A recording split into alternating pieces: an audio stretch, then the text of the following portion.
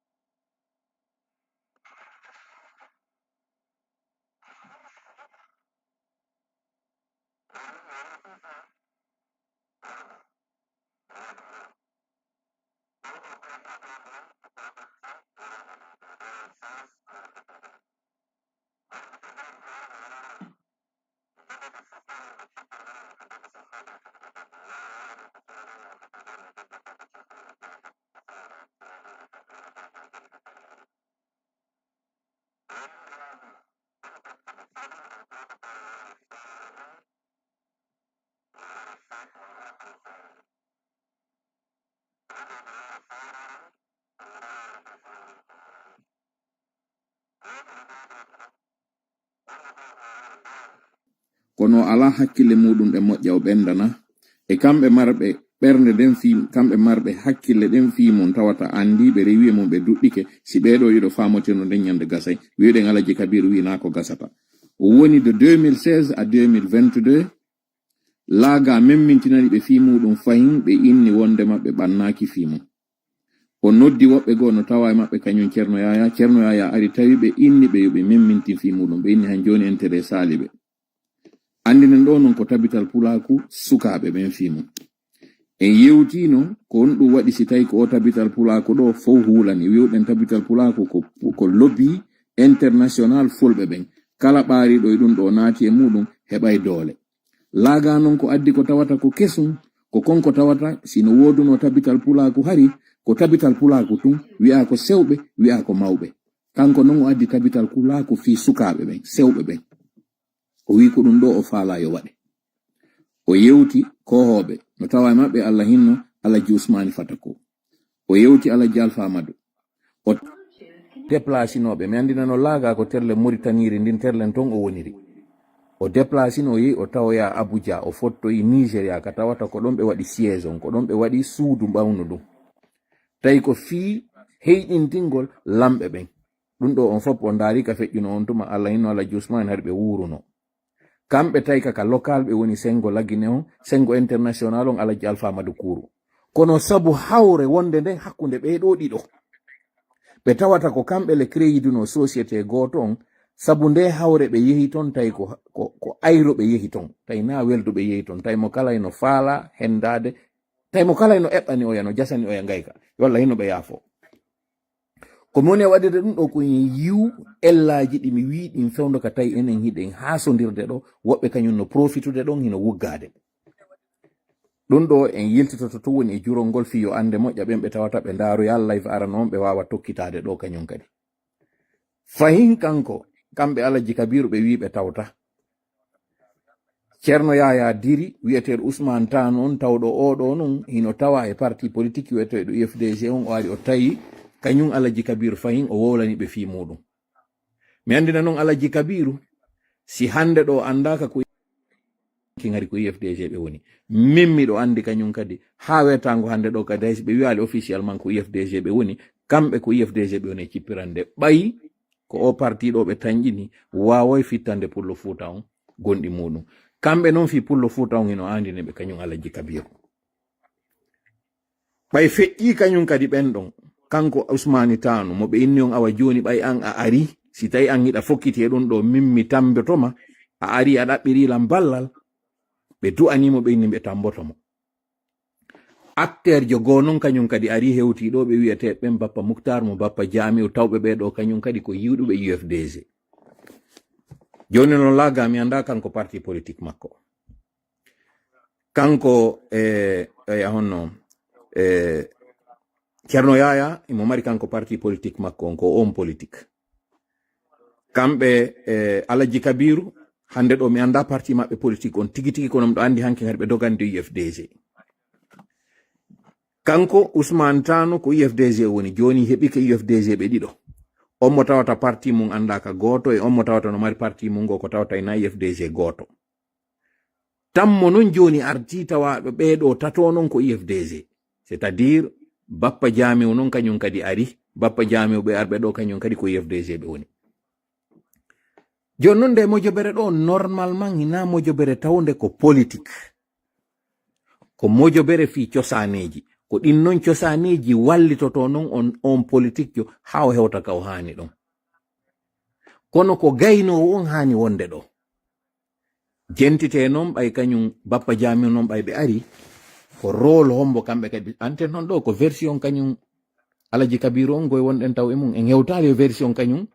bappa jami on ko ɗum ɓe yewti fi joni non kamɓe kadi dartagol yewtere nde ɓeeɗa woli nde jentite no yewtiri ni Alaji Lawal noɗɗen ne ɓawma ko wimminaka si kamɓe noon ɓe hippoye hoore am mi yewti ɓe ko mi yewti kon laaga Alaji Mamadou Lawal ɓay on ɗo mi ɓuri hangodude min modi muttaru e hino Alaji Lawal ɗum ɗo feƴƴi pasari duuɓi jeenayi miɗo jooɗi hay Alaji Lawal no miiji andugol ko ɗum waɗi mi itti hunduko e piiji ɗin fof o yeeti to bappa jamiu walla koto an Abdoul Kabiru acci ɗinonal e piiji ɗi duuɓi jeenayi mi yeeti Lawal finalement ɓe convaincu mi jaɓi e hoore men waddi menen tato ko satti wo ko satti goɗɗum bisata ko hakkunde amen himen mari on batte menen tato men waɗi Allah seede Allah no ɓuri signature ko satti wo ko satti min jalfodirtan ko satti wo ko satti min toñata min jaɓata goɗɗo toña men min toñidirta minen tato men aldi ɗum mi jaɓinatugol après ɓiwo ɓuyno ɗon komi annitini Alaji Lawal Allah e bappa jami ko seede min haldi ɓe fotti si Allah hoyno ɗon koye fillata ko ɗon mi jaɓinatugol bappa jami timmimi mi noddu Haji Halimatu Dare awa waɗen ɗo noon pause Haji Halimatu ɓe yafola moƴƴa ko komi yewtata ɗo ko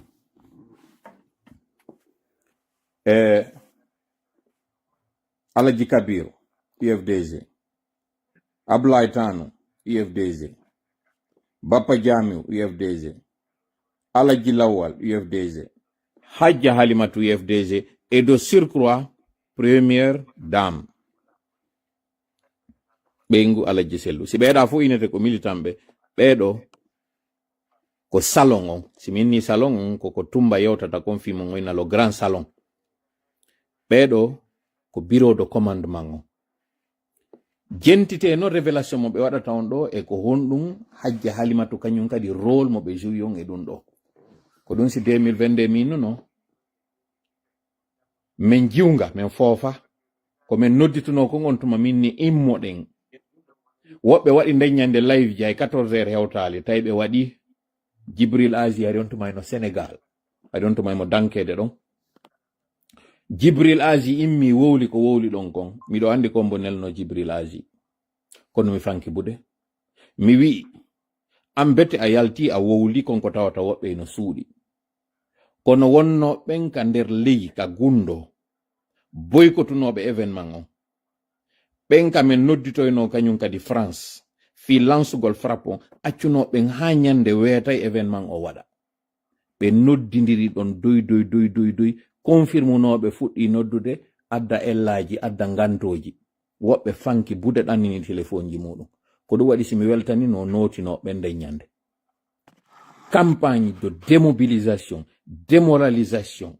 diabolisation wanno ɗon e hoore frappo gontuma yo Allah yew laaɓal ko ngal non laaɓal Allah woni e yaltindinde hande ɗo onon tukkunoɓe men on tuma e nder gundo Allah hande no yaltinde ɗo gongaji ɗin fop nana siko min wowluno harana wonnoɓe nder ton wowli no ɗon na jali matugoye mon e yewde ɗo fim ko ɓen tawnoɓe ɓen zuy rôle mo zuy on tuma ɓaarori partiji wowli ko jentiteɗo non hande andon ha honto temmere nden hari ko lorunde hay ti wayi kon seeɗa ko yiwa hakkude amen mino daali araɗo min jalla mamadou moftar jalla mbappa jame o ɗo ɓe ari ha ka ɓe wi ɗon wondema hiɓe mariduno hawre e hajji halimatu jonnon jentitoɗen version kañum bappa jamiru yewtere nde lannali kono e waɗi ɗo pause nde yewtere ɓeeɗa fuɗɗoɗen noon version kañum bappa jami on kon ɗum bappa jami o kañum kadi mari ka defando par ce que ɓe ina lefol gotol ñootake jentitoɗen no bappa jami o kadi ko wowli kon ndaren ko wowli kon e ko kañum alaji kabir wowli kon kon to woni ka lurral woni mum hande ñande nobay e jeenayi lewru avril hitale guluji riɗi e nobay e joyi 20h33 minutes 18h33 minutes temps universel yuroɗema on fof goto ɓe inde mum e yettode mum mi jarna on mi weltano on mi yaafino e mon onon duyiɓe suddiɓe fayɓe e mawɓe mi yaafino moƴƴa e onon sukaɓe ɓen kañum ay onon sonnaɓe ɓen mouradu molana sabandema ɗo ella waɗɗo ɗo jano ella waɗɗo ɗo on ko yimɓe jogiiɓe responsabilité wunuɓe ka bureau exécutif capital pulaku hay wonɓe ɓen ka admi ɓe tawaka e o responsabilité ɗo sabandema kamɓe ɓe woni heɗiɓe mi weltanike koto abdoul kabir sabandema lefi arani ɗi o yewti ɗin ɓurɗi ɗuutude ɗin o yeeri konɓe mum ko yewti kon koko waɗi fayida o tawata hara ko noon kadi fettiri tentini ko yewti kon hakkude am min e makko e koto mamadou lawal no heewi ko tawata kon ko non woniri no woni tun ko yejjiti seeɗa ɗum ɗon noon ko yejjiti kon mi andintinaymo ɗo goɗɗume mum ko wowloto kon ko wowlotako kon ɗo ɗum ɗon imo andi allah won no andi koto mamadou lawal no andi heɗɗitiɓe ko kañum kadi seeditinoɓe ɓen kadi hiɓe andi mi andina ɗo noon konko ɓe yewti ɗon ɓe wondirno kamɓe tato alaji kabiru alaji lawal e kañum bappa jami o konko ɓe wondiri ɗon ko ɗum non woni e furñitade ɗo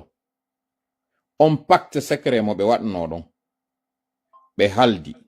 ɓawte ɓe arde ɓe yana e alaji kabiru ɓe inni wallito men alaji kabiru posi condition ji muɗum ɗen ɓe haldi aw enen tato ɗo wota en jamfodir si ɓe yanyoyi ɗum ɗo noon ha ɓe hewtoy kañum kadi e kanko ceerno yaya ɓe haldi awa joni kañum kadi ceerno yaya kadi wota ɓe jamfodir o précision ɗo hari ko mami waɗamo taw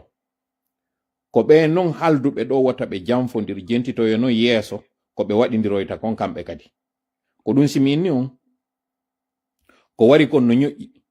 anditen noon ka darnoɗen yewtere alaji kabiru ko nde ɓe wi ɗon kamɓe hajji halimatu hari ɓe mari hawre ɓay innama yo ɓe yewtido hajji halimatu wo tawi hawre hino ton tawino ton goɗɗum ŋakkewum ko ɗum noon fof mi yetoto on ɗo ko ɓeeɗo wi kon kañum kadi wowlay goɗɗi go accay goɗɗi go ko ɗin noon mi furñitanta en ɗo ɗin ɗi ɓe marno mi andina en noon acteur ɓe ɗiɗo hino nder ɗo ɓe tawata ɓe ala wolde fi maɓɓe Tôla e 007 ɓen audio ji maɓɓe ɗin ɗi fop aynay ɗum ɗon ɓe haldu effectivement ko ɗum kadi ɓe haldi entente secret mo ɓe waɗi on ko wondema memminen ɗo goɗɗum ka tawata ɓeɗo waɗa en tawnuɓe muɗum Tôla ɓay ko kanko wona cippirede contre muɗum Tôla ɗo koye guerguerteɗen fop haraw tawnaka e muɗum iɗon andi ti mi yetino minni kami jooɗi ɗon min hari fes mi anda fi affaire tabital ko 007 contacti mi fimo landi simiɗo andi fimo minni mi anda o addani mi non audio ji on élection mo ɓe yewtata ɗo fi muɗum ko honno on élection décidera nder ton hakkundeji maɓɓe ko honno ɓe suɓori candidat ɓe ko honno ɓe waɗiri sariyaji hakkundeji maɓɓe mi andintina en noon fré kindi mes bay iɗon andi ɓeɗo fof no tawanowo e on commission on tuma mo ɓe waɗuno fi waɗugol on élection jentiteɗo noon critére ji ɗi ɓe waɗi ɗin sariyaji ɗi ɓe waɗi kamɓe tigi ɓe yehi kadi ha ɓe violi ɗin sariyaji ko honno joni noon goɗɗo faalaɗo wadde démocratie wonɗo contre ko inete kon dictature wonɗo contre ko inete kon arbitraire wonɗo juste wala non jonnude kanko exemple on tigi wala adorde hoore makko jentite noon yewtere nden ɗo nde bappa jami woni arde ɗo ko bappa jami woni arde noon furñita kañum kadi ko heddino kon ko tawata kamɓe tigi noon ɓe yaadayno ko son hawtidiri noon yewtereji maɓɓe ɗin kamɓe ɗiɗi wi on noon gonga on bappa jami wowliɗo délibéra mi andina on ko bappan ni kono mi yetike on min si hewtika bonki mi ala siɗɗo si a fuɗɗike alade siɗa faala wona e hombo tigide en ala siɗɗo yagal fese mum bappa jamiw ɗo ko bappa kono bappa jamiw jentite no muma suuka kofon jiɗi ɓe waɗi ɗen ɗo fof ɓe hoore pullo fuutam jentite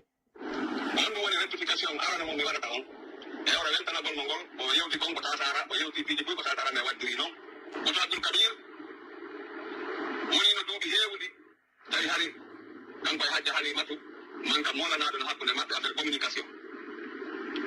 min mi tawama min mi woni déplacé ɗo in mi yehi ha yiide hajji halimatu mi yiidi min jooɗi min yewti min hajji halimatu miɗo faala yo accu onon e koto abdoul kabir famodiron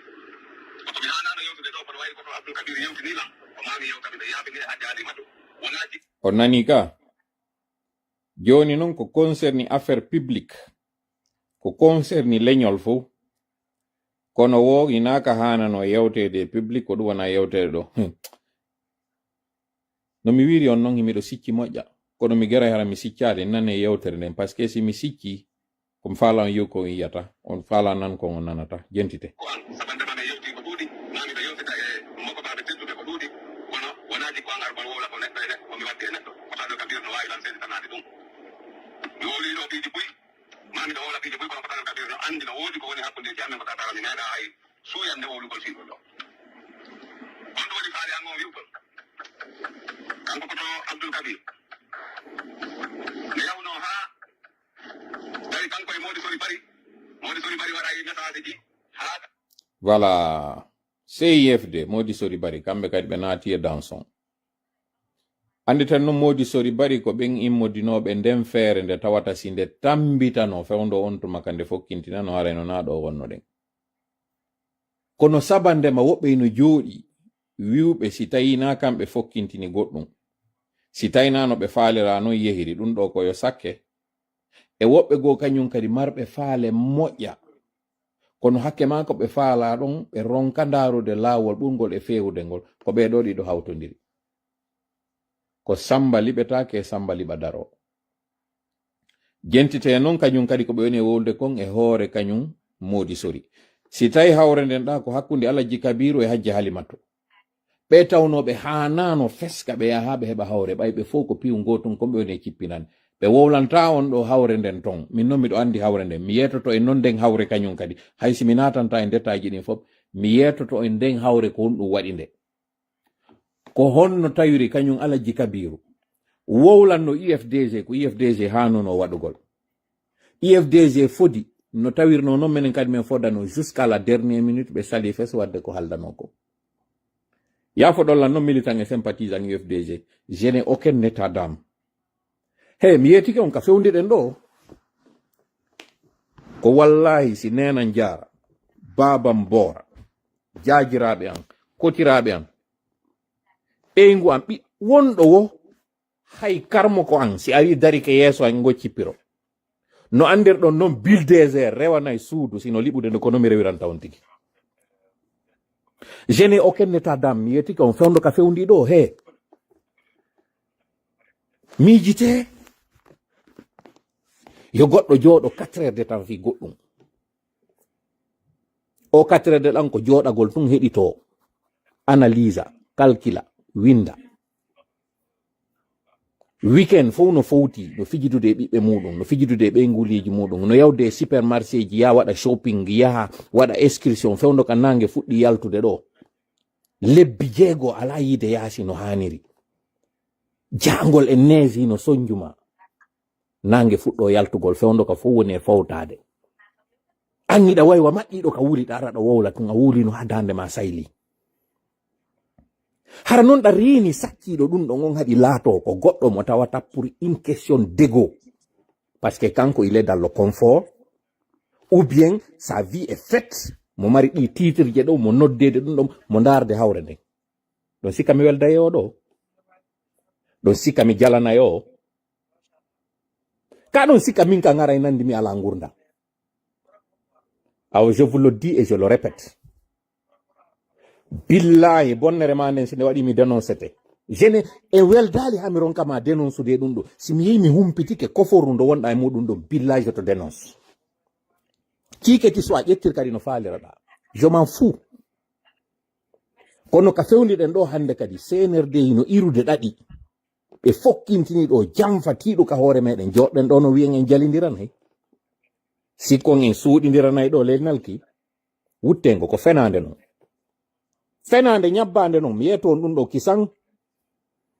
son sikki gonga on hande kadi o joɗete hoore muɗum fenande non c'est faux wuttengo kala ko ari tawimi ɗo je mettrai sur la place publique jama on fo wanda par ce que ko ni joɗori ɗon e hoore penale ko ni suumirɗon faminan ɗon jama on iɗon gollude faminan ɗon jama on iɗon e goɗɗum hande ɗo non hino helti e hoore meɗen en fo ɗo na e hoore muɗum vous êtes en exil mais hande ɗo ko falɗon koye guinée en fof wono en exil par ce que iɗon sali ko hani kon fewno modi sori wiwno imoɗen daroɗen daritoɗen dartoɗen waɗu ɗon men feetuɓe ɗo yen yi'uno ko honno améliorité murandum waɗu ɗon hawreji hakkudeji meɗen en fof ɗo nanguɗen pongodirgol nanguɗen pirugol aw hande kadi ka hewti ɗo nantodireɗa ma nantodirɗa sa nantodirtake wallahi ko an adorte taw je n'ai aucun état d'âme no mi wiri noon je n'ai aucune pitié par rapport e ko fokkiti ɗo gon préparé ndu lurndu ndu ari mi hurata goto mi yajaka e goto ko ɗum waɗi si on alala yiwde par ce que mi falaka wiya on sakko nango wiwgol miɗo mari ɗum ɗo non na ko siɗe yindirde si yurmede waɗa mi falaka yiide on wota wiyan gibi ɗo naɓi yeeso ko golle ɗe yiyoto jentite yewten men awa modi sori kañum kadi naati e dans on jentite ɗo noon kañum kadi hawre nden entre modi sori e kañum alaji kabiru si que finalement tu vas te poser la question donc finalement ɓe ko honto kamɓe ɓe mari ko woni entente ko honto woni ka nantodirte almami e salli ala nantodirde yimɓe wonɓe ɓawo ɓe juulira on jentite ɓe wiɗi wondema kanko kota ɗum kabiru wondema imo ñaami mbuudi association télédire kota ɗum kabiru ari wowli mo piidi ɓuuɗuɗi jaɓawol ɗum tawi welani enen hokkumen mo waye fof seytin nden ko tatara mawɓe ɓe on nani ɗo toñe ɗe ɓe ƴetti ɓe waɗi ɗen e hoore alaji kabiru kono mi wirta min na toña taw ko ɗum kadi sari an wi o inni tout le monde est présumé innocent jusqu'à la preuve du contraire kono no mi wiri si alaji kabiru toña ka haala ɗo kono ko ka woni jikku ɓen goye wonɓe yaltinde ɗum ɓen ko ɗum ɗo kadi waɗano e hoore an e sayi wiya Tôla no ñaami woɓɓe ɓe fuɗɗori taw ko 10 000 $. ɓe wiɗon ɓe yiwo ko 20 000 $. yawoy ɗo neɓani mi nani goɗɗo goyno wola wo ko inde 35 000 $. womi ɗo ñaami koko ɓeynata kon qui veut noyer son chien l'accuse de rage hiɗon mari méthode ɗi wonɗi très élémentaire ko konko wonɗon toñude noon ko ɗum kadi heltoto hoore moɗon tuma faala ɗon tuninde fi goɗɗo ara fi makko jentetake fi makko ara nanetake ko yo ndaaro ɓurɗi e tunude ɗin bakkon hoore makko ene onon ɗon sikka ɗe toñe ɗe waɗaton e hoore yimɓe ɗon sikka Allah no ɗani on tawɗo laata ahudu sina tum wala noom onon hiɗon sikka o ɗanoto on mo gongata eɗon sikka on o ɗanoto on ƴetti ɗiɗi e tati kala ko yon fawo e hoore goɗɗo kaari no ñaami mbuuɗi onon ɗon sikka jama on fof no weelira ɗon kay ɗon sikka ko ka nguyka ka jokkuɗon onon ɗon sikka fof ko ka nguyka ɗo kañum woni e mum si a supposé kañum alaji kabiru awa ñaami mbuuɗi ma wujji mbuuɗi association alaji kabir ko ko jokki ɗon fi mum no cippirde fi muɗum on darata no awa ɗum ɗon ɗo yon ƴettu c'est à dire ɓay tun ko ma daron ko no ɗanniniron fi neɗɗo on ko yo daaro tunuɗo ɗi mbakko hoore makko ɗum ɗo non c'est valable pour tout le monde konko modi sori immi wi ɗon alaji kabiru no ñaami finalement nayi hoore maɓɓe heltuno wondema kamɓe kadi ɓe ñaami mbuuɗi CIFD ɗi si ɓe yiwno ɗum ɗo ɓe fanki ɓe ndaara kamɓe kadi ɓe alfina goɗɗum hande ɗum ɗo harayno na ɗo wonno ɗe kono mo kala no ndaarude tuunu ɗum ƴetta fawa kadi e hoore goɗɗo go mi waɗunonin tun o remal ko ɗo yen jenti to yiyen noon nawnaje ɗe jogiɗen ɗen ko fii ɗi mbuuɗi ɗo ɓurɗen hikkinde yeeso na fiino daƴiren hikkinde yeeso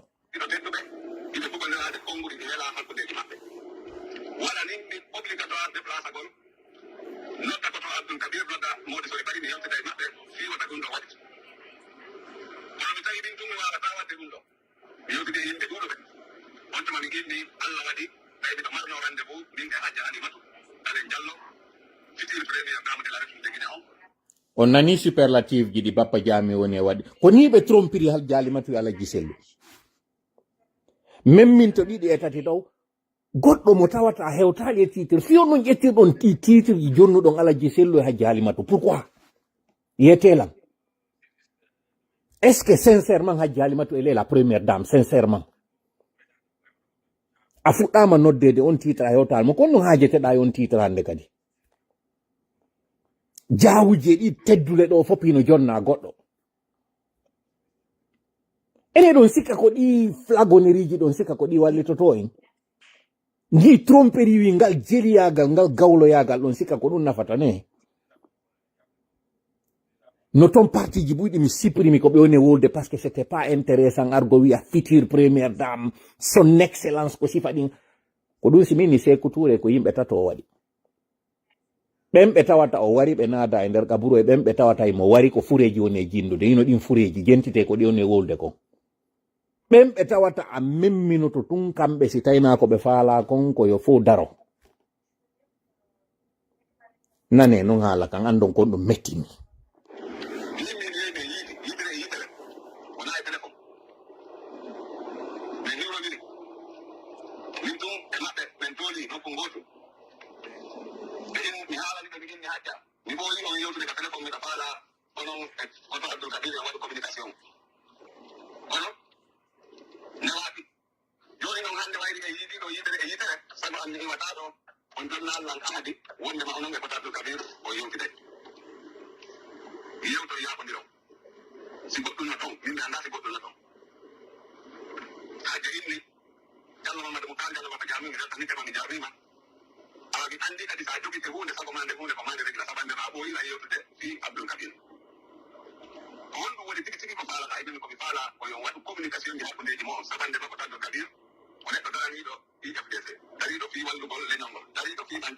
o nani ka par ce que nanen wiyetono ko min woni ko fekkidi haala kam he mi yeti ko minata mi fenata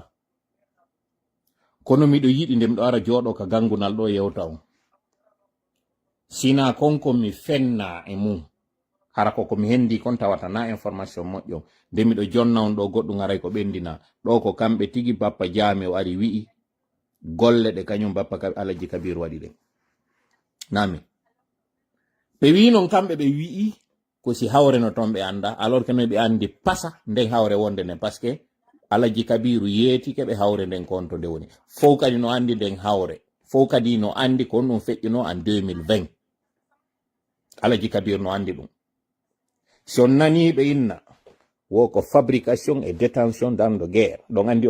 on qualificatif waɗano ɗon fewdo ɓe ƴettuno Chérif Ba Ablaye Ba e kanko Usu Jiga e Sellu Balde ɓe naɓe ɓekka kaso mi yeetike on dossier so fetti no woodi yimɓe buyno ɗo ɓe hoolino ɗon on hutotoɓe ko nun non hutorto ɗon ɓe koko tawi kon ɓe sali waɗugol konko tawata hande nde yawre nde wonɗe wadde ɗo fo yiɗen heɓude nde mi wowla kan haala ɗon mi haɗa waɗo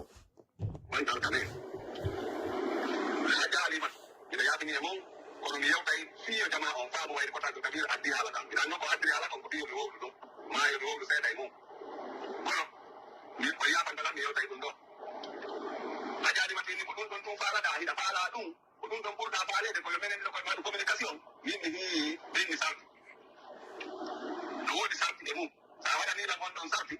sari anila sa jabanila ngon don sarti haray min kadi bila may relate ko ninga mako me yawta haray ila way mo jonde kongol wonde ma yo nodda bindi no ko mi fala ko onon tigi yo nodda ala dikapi bindi no yeto mo yo nodda inde ko onon nodda tamo on nani ka curieusement ko ɗum ɗo mi waddi kadi alaji sellu tuma tawi il est question de la nation. Quand on est en politique, la rancune n'est pas un bon allié. Quand on est rancunier en politique, on n'a pas l'humilité, tu as un gros problème en politique. Mi wola lo ka tawata mi do andi ko ɗum ɗo jama on ɓurata nanoyde ronkanande yewti ko mi wodi kon fo. Padre, mi cippirimo duuɓi 10 miɗo cippirde mo. Plus particulièrement duuɓi 6 sakkitiɗi do yanude. Plus particulièrement duuɓi 2 sakkitiɗi. Ɓay mi yewti kanko tigi o qirriti keyɗa tawa e leɓuɓe lamɓe. Kono billahi wallahi tallahi ko padre ɓay o liɓama ko kanko geriyo men humpodir. Namin de ɗaɓɓiyo men humpodir. Ko kanko malgré ko mi waɗimo kon fo ko kanko geriyo men humpodir. C'est dire mo kala no mari qualité no mari défaut. Kono koko inete on politique qualité maɗa on ko honɗum ko tuma tawi hiɗa mari haaju e goɗɗum ɗa faala hewtude ko honno wallinirta hoore ma reedu ndun ka leydi ruuga fi hendagol ɗum. Mi waɗana en ɗo non pose mi andina en leyɗe Portugal ka démocratie on woni ga ka wiya ino développé ɗon. Leader politique jon o seppa yo ara ka dambugal ma o konkana ma bafangal. Hara o anda a wotanaymo a wotantamo ɓay tun hiɗa ka karew makko. O innama ko kanko woni kaare ara mo wondi e associé jo makko on ƴettowo information ji ni. O innama ko mi woni kaare ko mi woni député jo o kaare ɗo ma ko mi woni maire jo e nde nokkure ɗo mi faala ya jonnan vote maɗa on mi faala ya jonnan confiance maɗa on.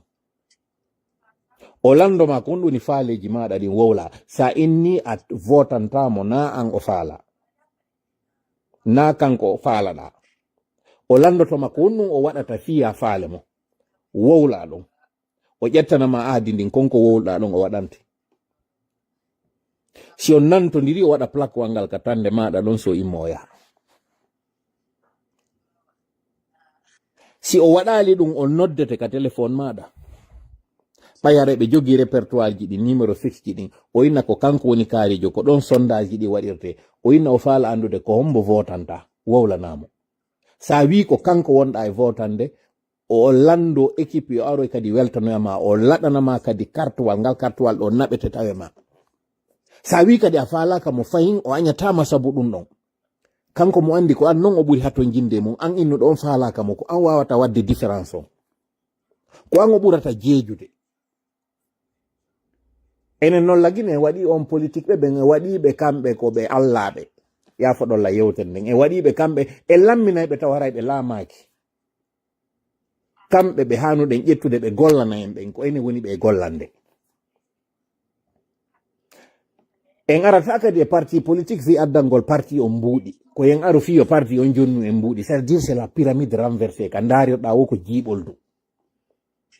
mo ƴettata on yo gollane ko kanko woni wontude patron maɗa an hanuɗo arde on finance mo ko kanko wonma financude like really dans quel monde ko honto wonɗen koye aduna hombo ene wonɗen ko ɗum woni ƴettugol jungo ngo waɗa ka noppi wiya lunni ƴettango waɗa ngo ka kine wiya jentiti ko ɗum wonɗen e waɗude lagine. Alaji sellu mi yetike o mi wowlino kadi e live mi inni mi déplacé ke mi yeha mi yidi e maɓɓe mi arti min haldi joni gibiɗo golliden gibiɗo wattidiren e feere yehi haɓay mi yetike ɓe ko ɓe faalaka nande ko mi yetike ɓe gonga on ɓe desidi gibi daññande ɓe kupi pon o joni noon ko ɓe habbiɗo kañum kadi koye mi yiltito ɗon kañum kadi goɗɗo noddimini gasi wakkilo an ɓaytu aɗum mannike continue yahu mi windani ɓe kañum kadi mi naɓani ɓe kadi audioji konko yewtano e sa'i ka goɗɗo wulluno ɗo fewti ɓe mi naɓani ɓe on audio fiyo men relance ko raɓɓiɗi kon ko exactement ko Alaji Kabir woni e waddude ɗo Hajji Halimatu Koun. Donc je me rends compte que tous les politiciens ils sont comme ça ɓe ala on humilité yankinare nden innugol ngol moodi min joni mina même si Hajji Halimatu il faut avoir l'honnêteté d'avouer comparativement à Alaji Sellu elle est plus humble e seede on noon jentiti e nder o audio ɗo ko ɓe poɗodir ɗo kon fou hakkunde maɓɓe Alaji Kabiru ko kamɓe do sakkitoroyto noddoygol Alaji Kabiru kono dans un premier temps ɓe wi'i ɓe noddata ko Alaji Kabiru noddata ɓe Alaji Kabiru kañum kadi wi'i ko min sakkiti nodduɗe ɓe nodditale donc mi noddata joni noon pad hiɗe wadde ɗiɗo hakkundeji men mo kala no wiide kañum no hollude kañum ɓuri wonde dimo kañum ɓuri wonde lasili pendant so tan senirde en ukki en fof waɗi ɗum e nder no waɗi en e nder kile muɗum no waɗi ɗum e nder ngesa muɗum no maccida en fof ene onon iɗon sikka ko koko wonɗen hollidirde ko wonɗen townidirde balɓe ɗen sikka ko ɗum ɗo naɓata en nokku goo ko ɗum simini nde yewteran komo woni ɗo ko na gongaji an ɗi yiyete ko Tôla no beɗɗi yawre Tôla no famintini naniɗi o woni e wolande Hajji Halimatu naniɗi o woni e wolande Alaji Sellu na yugol temmere nde mi woni e sappinde en nden holla en fewndo ka wonɗen pongodirde ɗo fewndo ka wonɗen hasodirde ɗo fewndo ka wonɗen e aybidirde ɗo woɓɓe goo kañum no ƴetti en fof ukki en e nder miran goto no ukki yiite ombiti no sunna joni noon jaɓen mo kala ellaji mum ɗin min miɗo jaɓi ellaji an ɗin miɗo jaɓi ɓernde an nden miɗo jaɓi ɗimi mari ɗin foppe ellaji yeetolan ɗimi jaɓayɗi an kadi no jaɓu ko an mari bilan on ko an wona cippiranede hande ɗo haysi tawi ko ya ruugu ka leydi fiyo ndi leydi yaltu ka ndi yaltata ɗo ruugu waalo ka leydi waalo jango ñande hewtoyɗa ka jullere ma to woyɗa dow ton ɗiɗi walinoɗa ka leydi ɗo fof lappaniɗa yimɓe hande kadi ɗin ɗi daretake ɗon sikka ko geggol am padere noddirnolan nden ñande ka ɗon sikka haray nandi ko ɓayi miɗo jogi nandi min la solution la miracle la plus miraculeuse au monde non ko parce que meɗen mari gagnant on en commun ko mboni on ko kanko numurudu kala noon on mo wallidirta nden ñande fi liɓugol oɗo ka oɗo woni o geray o famotira e makko c'est tout c'est aussi simple que ça min kadi awa ka cippiro ɗo kala on mo mi wata wallidirde e muɗum ɗo ha ngoɗo cippiro ngo wawa latade no wonirɗa wo j'ai besoin de toi kala noon kadi o sakkotoɗo e ngo cippiro ɗo no wawɗa wo je vais te combattre ɗiɗo mi faalay ɗi fama moƴƴa joni ɗo pandanke en heeɓi 52 minutes mi diwidira ɗo yewtere nden fof ka poɗodiral ɗo kon fof mi addana en ɗo mi yetike en ɗo résumé on ko kañum Hajji Halimatu yawya ha ɓe noddoya kañum Alaji Kabiru ɓe yewta ha ɓe halda joni ɓe moƴƴintini ɓe halda ɗo joni awa ɓe contact kañum kadi Hajji Halimatu pose e condition wi'a ɓe faala ɓe tawete ɗum ɗo kono ɓe faala yo kañum bappa jamiu moƴƴintin hakkunde Alaji Kabiru e kañum honno modi sori ɓe yaha ɓe moƴƴintini hakkunde ɓeɗo ɓe halda joni kanko IFDG salanino Alaji Kabiru ko ɗum woni ka CIFD memmini konko CIFD memmini ɗon ɓay tun noon ɓe andi ɓeeɗa kañum kadi no woodi goɗɗum ko ande mum ko ɗum waɗi si ɓe teniyo ɓeɗo ɗiɗo fam ko ɗum waɗi si min on ko ɓe acci ko min mi yaltinana en kono ɓay tun enen pullo Fouta capitaine ɗiɗo gasata e bateau d'accord c'est pas mauvais goto kadi kono wata accandeya ko ɗum ɗon no woni gasata modi sori kamɓe kadi ella maɓɓe on kon ɗum ko ɓe fokkintini ɗo CIFD konko no ɓe faalira noon ko kamɓe kadi yoɓe hikko yeeso goto kañum kadi wata hikko yeeso kamɓe kadi voilà kamɓe kadi probléme maɓɓe on si Alaji Kabiru no mari frustration muɗum on no mari ellaji muɗum ɗin modi sori kañum kadi ella maɓɓe on ɓay tumɓe wi ko kamɓe famille soriya on ko kamɓe yette bariɓe mamum ɓen wo ko kamɓe woni ko laamoto kamɓe kadi si tawi na idée maɓɓe on na kamɓe koɓe faala kon goto kañum kode wata nantodire koynen noon accanteɓe ɗum ɗo koynen noon jooɗoto ɗo acca koyeɗen dongi no bunkodira dow ton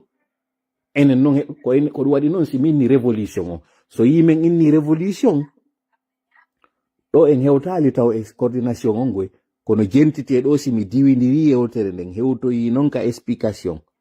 Ousmane Tano ɗo konno non ɓe geriri ɗo ha kanko Ceerno Yaya non o profite hoore maɓɓe ɗo o manipide alaji Ousmane taw adoɓe fatade jentite non on ɗon nden ɗo yewtere kadi Allah ko seedeya nder ɓernde am miɗo wonno arbitre hakkunde maɓɓe mi faalanoka ha Abdoulaye Tano koyo tooñe ma Ceerno Yaya koyo tooñe mi dari hakkunde mi wi koye élection waɗe on say Bappa Diagne o daari o tawi si élection waɗama Ceerno Yaya daño prenantelan dañoyto chose Abdoulaye Tano ko Ceerno Yaya dañoto Abdoulaye Tano Bappa Diagne o tawi dañito marɗo influence o dañini kono supporti Ceerno Yaya wonaka fi gandal taw ka influence jentitede Abdoulaye Tano ɓuy Ceerno Yaya anden ka communauté conseil Ceerno Yaya andaka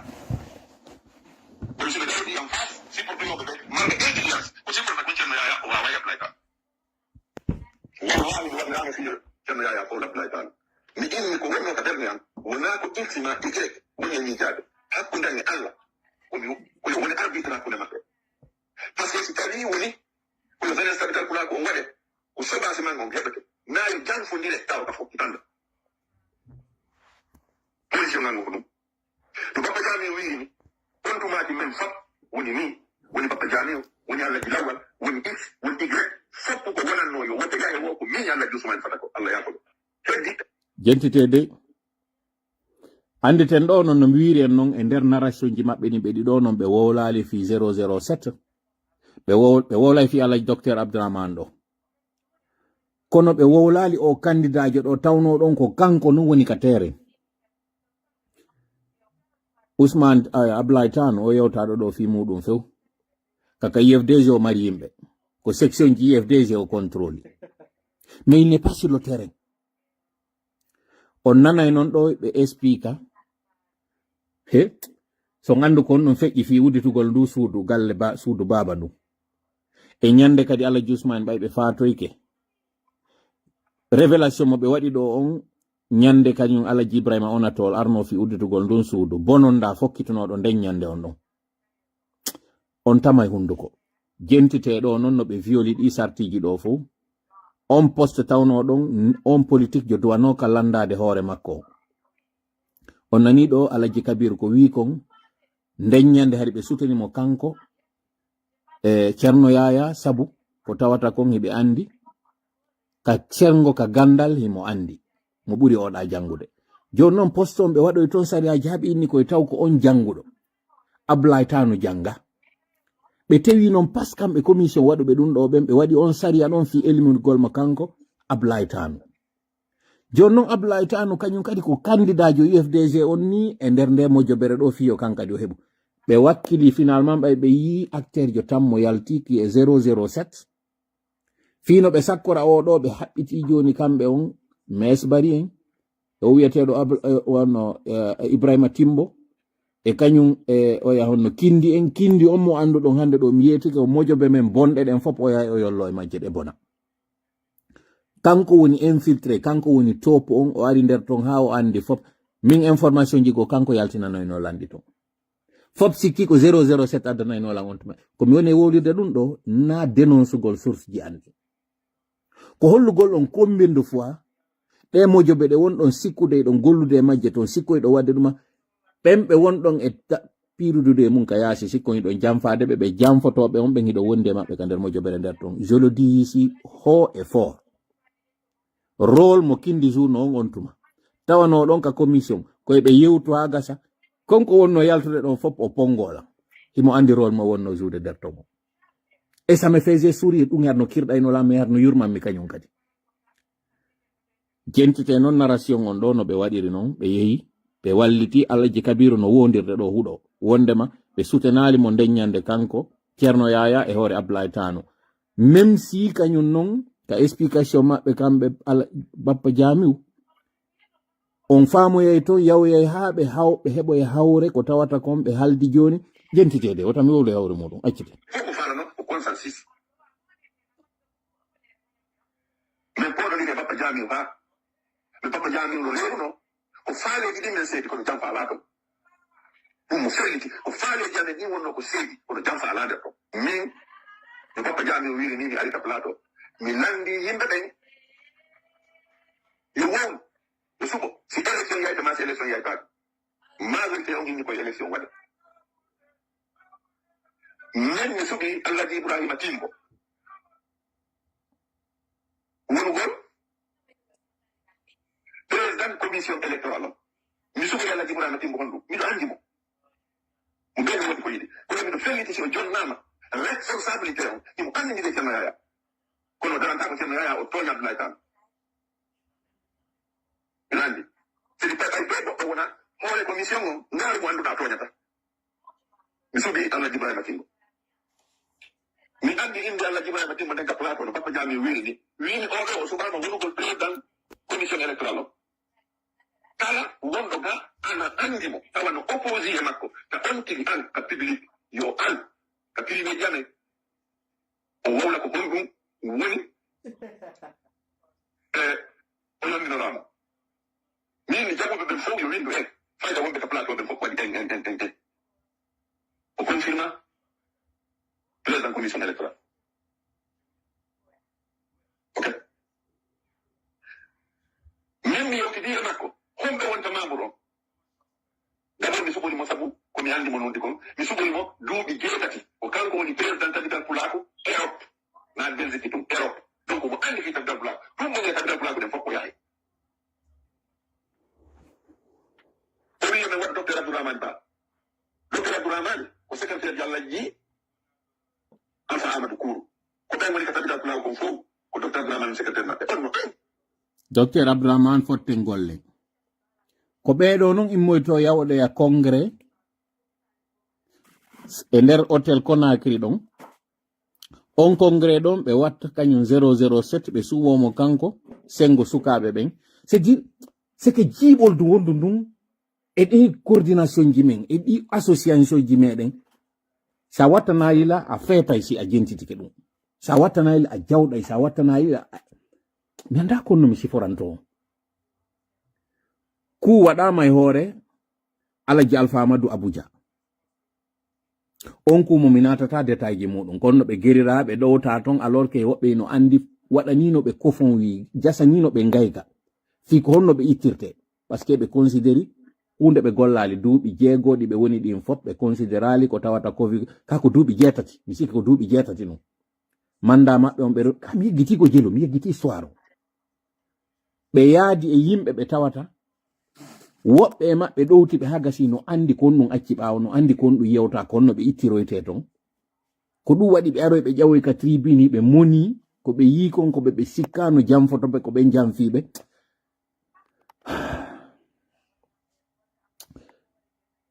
mi yetike on sina sabu jikkeji wano yugo sifa Muhammadu Sow en ɗo ko woni wowlude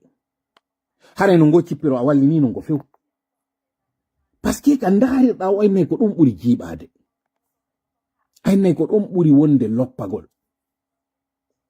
joni noon enen duwaɓe laaɓodirde ɓen koyne woni e tunodirande no mi wiri noon docteur Abdourahmane ko kamɓe Alaji Alpha Amadou gollidi ko kamɓe non joni kañum kadi woni e wadde o commission ɗo haysi tawi ko fi sukaɓe ɓen kono ko kamɓe yawoyta ha tawata lurri e ɓeɗo contactoyta 007 yugol o waɗingo cippire ɗo fuu vidéo ji ɗi woni e wadde ɗin fop commission ji ɗi ɓe yahdi ɗin fof ko Alaji Ousmani ɓe yehi laabi tati ara nun ɗon ɓe wernaka suudu ɗimmon ɗon ɓe ari ha ka cour tammon ɗon ɓe ari kaka yaasi ɓe wawa recevede kono woni e yehirde noon ɓe wona guwirede ka yaasi naade yoɓe ɓurtu wernede nder koye ɓe ɓurtu guwede ka yaasi explication ji ɗin ɗiɗi non on nanoyeɗi hay nokku fi makko ka yewta nder ton ala jon non onon fof wonɓe darde ɓen on tuma ko wonno ɗon e wiwde wi ko kanko 007 wonno ɗon sutenude on tuma par ce que ko kanko wonno ɗon yiide golle ɗe wonno wadde ɗen saabu ko tawi kon kanko e jeune ɓe ɓen ka aksi ɓe famoti mi waɗa ɗo noon pause en foppiɗen felde hande ɓe sukaɓe ka axe ɗo mi weltano noon ɓe wiwɓe ɓe wondema koye mi munnoɗe ɓe woni e wadde ɗi mi wolta inde maɓɓe ɗo kono ɓe neli goɗɗo e an ɓe wi'i ko woni e muusude kon ko ɗum woni kamɓe kadi ɓe muusude ɓe wallahi koko ɓe neli ko mi woni e yetade ɗo ɓe wi'i heɓe mari nawnoɓe hakkundeji maɓɓe tawoɓe ɓe immodoto e ordonnance maɓɓe ɓe ara ɓe tawa ɓen ɓe tanƴinino wallitotoɓe ɓen tawa ala ma salo fes waɗangol ɓe jon noon ɓe heɓi ɓen waɗanoɓe ɓe tawoɓe ɓe ɗo kañum hino waɗande ɓe ala tefude ɓe andi ko mbuuɗi leydi maɓɓe ɓe andi ko mbuuɗi maɓɓe konno ɓe warata on fe koma ɗum ɗo fof ko conséquence ji ka tawata on politique ɓe yimɓe homme d'affaire ɓe jooɗiɗa suɓodiri waɗi partage entre copain et coquin hakkudeji maɓɓe ɓe waɗi ton geɓe wonɓe ɓen ka terrain tawoɓe ɓen ko ɓeɗo ƴettata kaaƴe yaha fero ñaama gaz lacrymogène naade e kasoji ɓeɓe ɓe woni di e mum en contact direct ɓeɗo eno écarta sikkuɗon konto yayte to sikka goɗɗo yaha e sanka foññe yaha fuɗa yaha soñoya maaro ɗo sikka ɗum ñande hiɗon jooɗino ɗo waɗayno ɗiɗi on ɗo wadde ɗo sikka ko mene wono ɗa hino noon conséquence ji ɗin hande ɗo na hitande ɗe muluko moɗa toni ɗi wojji hande ɗo noon toni ɗi wojji axe mo fof hoolori on mo fof mantorta on hande ɗo senerde ari ko kike mo sabu ɗi golleji ɗi waɗɗon ɗo ɗi hawreji ɗi waɗɗon sikkuɗon ko mene wonɗon e wadde ino ɗo noon conséquence ji ɗi neɓaali ɗo e meɗen memmini inni waɗanen ɓe projet onon fop marnoɓe ɗin ideji wonnoɓe wiide ɗon piirude ɗo fi on sukaɓe ɓen tabital pulaku kon ɗum waɗanno ɗon nde ɓen sukaɓe koko waɗɗon gi sonko wiɗo fuu gi hingiri gigi wiɗo fuu kon ɗum waɗanno ɗon ɓe nde c'est dire no foti hande en felu goɗɗo kono darten hoore men enen kadi jentiteɗo noon docteur Abdraman kañum kadi kon ɗum ɓe waddi e maɓɓe capital pulaar on ɗon tawata commission min jetti Alhaji Mamadou Belgique fewde ɗon ko on ɗon woni président capital pulaar ko Europe min jetti monsieur Kindi Allemagne min jetti Messi Bali ɓen noon fof no woodi kamen yowi hoolaare e maɓɓe si min jetti ɓe hari ñanda ha jaysi ɗukoye annduɓe mo ɓen jetti mo gooto no ɗon mo mi yedditi inde mo pullo maga ko na yettore pullo jogi lessi o ngadda mi inni kadi kala marɗo ella e ɓe ɗo yo on tigaru inna no mari ella si yimɓe ɓe jaɓi ɓe jaɓuɓen fof yo indu hen fof fayida windi hen commission on mbaɗita woni joni ko commission on yaata waɗa critére de éligibilité ko on ɗum wonoɓe candidat ɓe wonata ɓe addi Allah yoni seede am mi tawaka mi jonnaali consigne hay fof fii waɗgol critére de éligibilité ɓe addi critére ji ɗi hay critére ji ɗi terminayi Abdoulaye Kane yettede on tumati menen e Bappa Diame men yewti Bappa Diame o mettinani men moƴƴa isanka fokkitande ɗo par ce que Bappa Diame so seydini o mettinande de son nane de jikku Bappa Diame o hande ɗo ko kamɓe luttino dartade wondema komin waɗi dissolution tabital pulako on wo laatotako wo ceerno yaya ko malandito manda muɗum o jentite noon on manda ko on no heɓiri mo on manda wona ɗo wolede fi muɗum ɗon na élection waɗa ko consensus ɓe sakkitoroyta mi yawnana e yewtere nden ɗo mi falno tun yo yaltitoyi on collision waɗɗo nder ton no yehirɗo ni ha tawi Ousmane Tano sariyaji ɗi ɓe waɗi ton ɗin ɓe élimine mo kanko waɗoɓe sariya on kañum kadi ko waɗori ko fino favorisera mo kanko Ceerno Yaya par ce que Ceerno Yaya woni finance ude ko Ceerno Yaya suɓi ɗum ɗo fo o waɗi senda suɓo mais puisque noon hiɓe andi légitimité on ko sengo IFDG woniri ko maɓe heɓa on élément jo IFDG mo ɓe wallitora dartagol men ɓe suɓimo kanko Ablaye Tano tawɗo on himo mari popularité ka nder UFDG mo mari soutien Hajji Halimatu mo mari soutien kala ɓe wonɓe ka UFDG nder ton ɓe tawnori mo e ndu muradu ɗo ko ɗum kañum Alaji Kabir woni expliquude ɗo sariya waɗa ɗon kamɓe tigi ɓe ndaari mo ɓe tawi ɗum ɗo ko fino ɓe élimineroya par ce que wiwgol ko ma jannguɗo alors que noon itta ɓen e ɗin ɗon fof hina janngunoɓe Ceerno Yaya ko ɗo waɗi politique ha inni koye ɓe waɗor nder ton niveau d'étude ji on tigi ɗin réalisation ji ɗi o waɗi expérience makko à l'international ɓe aligni ɗon condition ji tawɗi ɗiɗo fof si waɗama kanko Ceerno Yaya 007 ɓeɗo fof ɓe wona éliminé kono ɓe famodiro e nder ton ha ɓe waɗoy consensus jentite noon mo consensus on ka live an arano mi wi kala ko wadɗoɗa yiltitoy to hore maɗa joni noon mi wolni en plan ji tati ɗi CNRD jogi jango mi laɓɓinanay en ɗi kono noon o yiyay ɗo noon kala ko waɗoɗa yiltitoy to hore maɗa mi diwina ɗo yewtere nden mi yaha noon kadi e point ngo wonɗo important ka yawoy ɗo noon haadi élection ji ɗo waɗi kono noon ɓe fermiroy liste électoral on kono ɓe waɗiri consensus on ɗo ha hande kadi ɓe wi oɗa président oɗa vice président ceerno yaya woni président kañum oya honno Ousmane Tan Ablaye Tan woni vice président on ɓe ignori fes sukaɓe ɓen ka axe hewtoy noon joni alaji Ousmane noon joni kamɓe noon alaji Ousmane noon kamɓe hari ko ɓe wiwno ko ma élection waɗe andirto mawɓe ngilete démocrate kamɓe ɓe inni ko ma élection waɗe finalement kono ɓe waɗano élection o laatanoki ndaare noon ɗum ɗo ko honno ratapiroyta no yimɓe ɓen après ñon ila yawmi din wona haaju am mi faalaka iko andi o poste vice président chargé de l'implantation ko holɗum yonta ha mi jaɓi ɗum commissaire so tumturu noddinmi jeyimi yo mi yiltito ɓay ari mi premier janvier 2023 min ni mi hacciti ɗum fof kadi hakkituno mi fanki ɗon yoni mi feñinani fof mi fankini ala gueɗe ɗum gas komi wi kon fuuta no immi dari haɗɗiti hersinayi allah di sumani ka investir maɓɓe wimi miɗo mari komi waɗa mi solti kedi piiji fes ko mission so tuntunum yewtidi allah jusuma haa ɓe yiltitinne ɗum teddungal non onon sikkuɓe min mi faala jaɓude laamo e juuɗe ceerno yaya on tooni wonkiji mum mi faalaka ɗum mi faalaka batte kadi weyi ko bannini e ɗum ko kalifa allah jusumani woodi komi waɗa ha gonga allah jal sayni wona piiri deɗe e fii ko si a heɗi nafata si a faɗi lorata haaju an ala e ɗum teddungal mum onon sikkuɓe e wonɓe wiide ka sara mi faala laatagol ko min toɗɗi kene yaya waɗe président si miɗo faala no dañande min ko mimata président ko tabdal pulaar yebbe o e hakkunde men tabdal pulaar ɓe wotano hay goto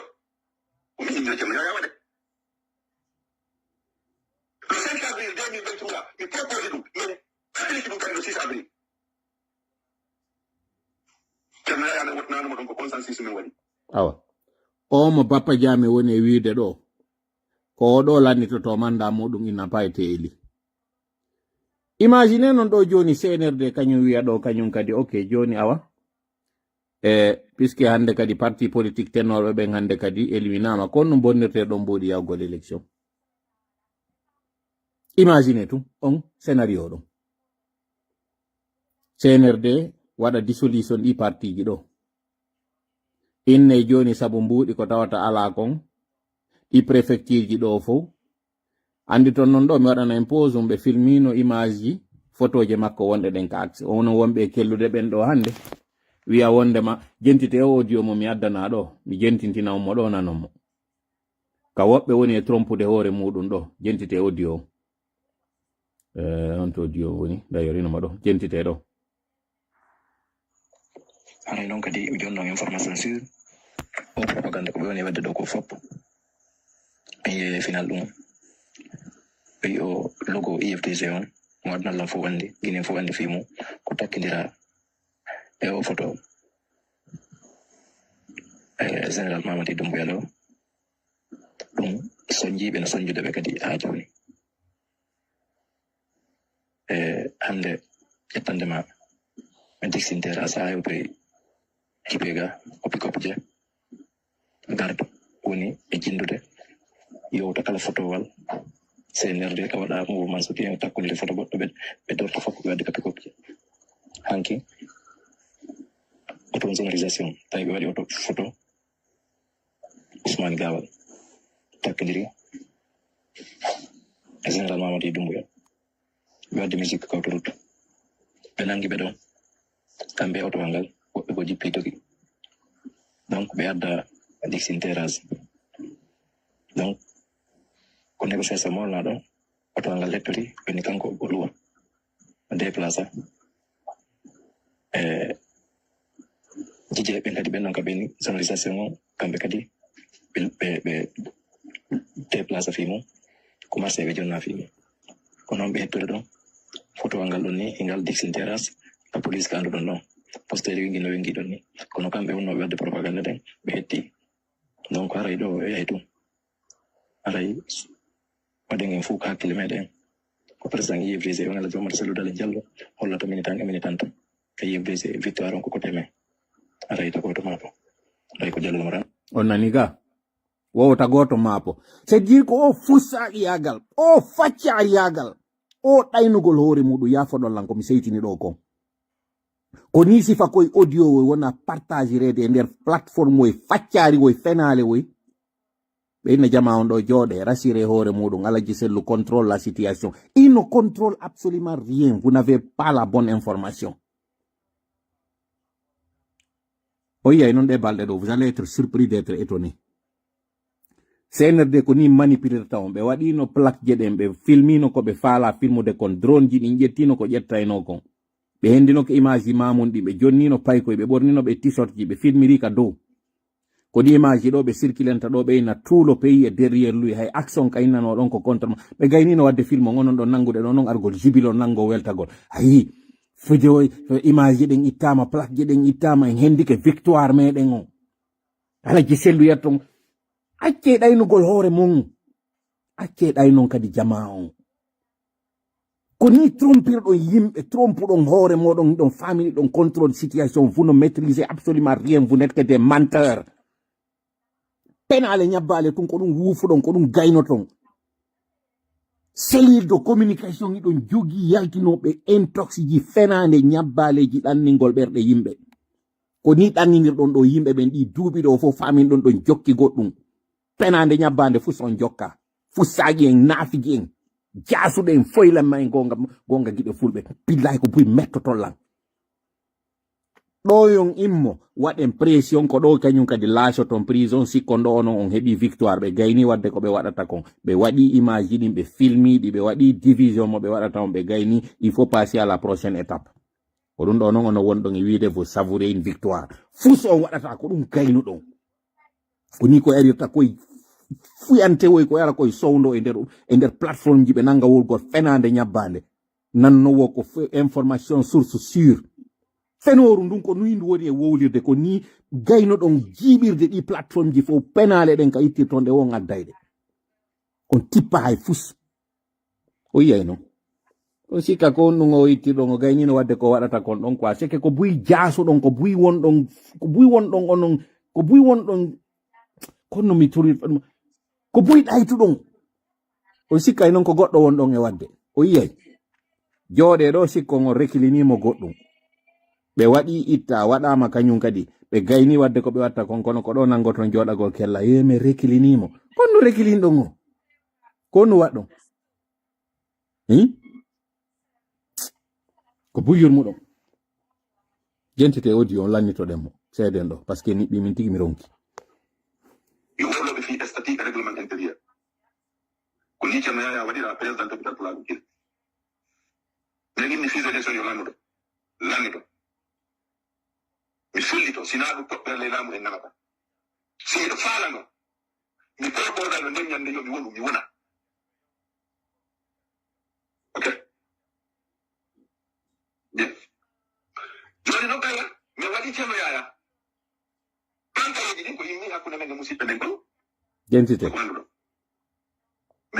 hakkunde men e musidɓe men ɓen ko menen ɓe woni e wolde fimu kono ɓe fof ɓe haldi wota goto wowlu fii ko men kaliɓe kon fii ko tawatan men sakkiɓe kon e waɗugol ko ɓe waɗɗo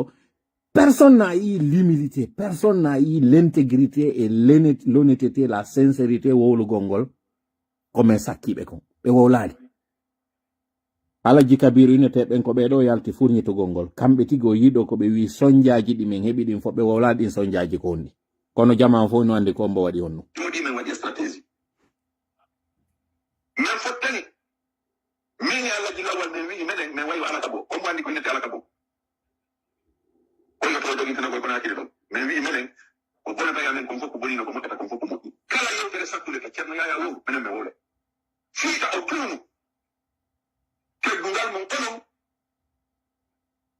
wiide jan ko waɗi minen min ala ni ceerno yaya ha ɗo andite ɗo noon fewndo mi yaltuno mi waɗi oya vidéo déstabilisugol ɓe noon kam innono alaji kabiru ko fiino nangire wona iɗon andi toon tuma réaction mo ɓe yaltunomo ɓe waɗi on ɓe inni wo ko ɗum woni ko mi anniyaniɓe aler ko non ko communication mi arno on tuma fi déstabilise golbe nane non do ko be woni yewtude kon wo stratégie mo be wadi on kambe kadi ka communication kala ka cerno yaya memmina fi mudum be yimmo kambe be wada conférence de presse be wonti kambe wonbe dartade men ben be protège mo kanko be wadi ka joueur be wadata kon si goddo no jogi balore nden be ari be conditioni men menen don fino kanko no be couvrir mo ha o yawo marko ya biru no kono mi yiltito do e parti un taw ka be wowli don ko cerno yaya manipuli kon alaji usmani fi wadugol investiture jentite do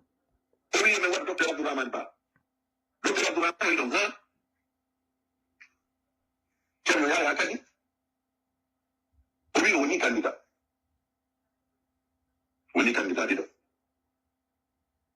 ɗum papa jami wiri ni halde kala ni abdoulaye tano moƴƴa allah ko seedeya ɓangol woɓɓe biyeje avion aller retour haldi e botti sabu o ñande o jaɓani asatode ren